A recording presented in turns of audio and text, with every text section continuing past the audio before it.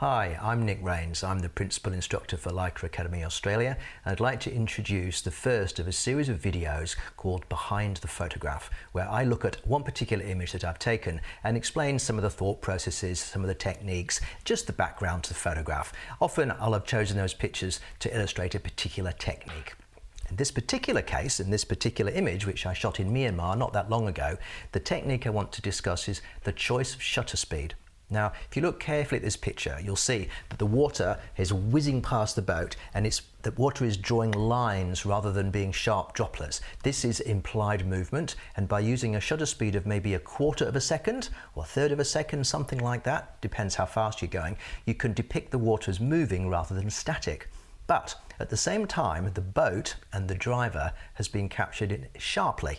They're not blurred at all. Now that means that I've had to hand hold very carefully a picture at a quarter of a second, which is not that easy.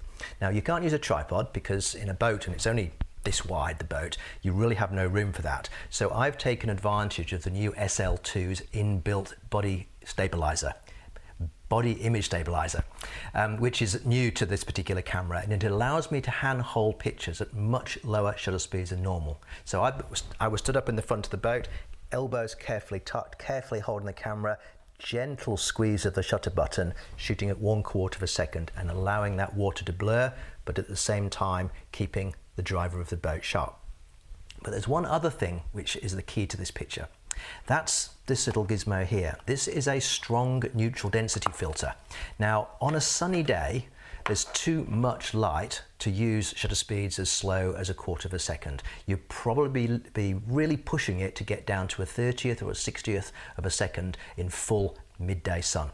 This reduces the amount of light that's coming into the lens by 10 whole stops. So a 60th of a second would probably end up being about a quarter of a second or half a second, depending on which aperture you use. And I think in this case, I actually had to take the eyes up a little bit to make sure I still had enough depth of field. But the key thing here is choosing the shutter speed that you need for the effect that you want to capture. In this case, I had to use a filter to get the quarter of a second exposure to allow the water to blur to give me the sense of movement. So by pre-visualizing the shot, I've applied the appropriate gear and the appropriate camera technique to get the photograph that I was looking for.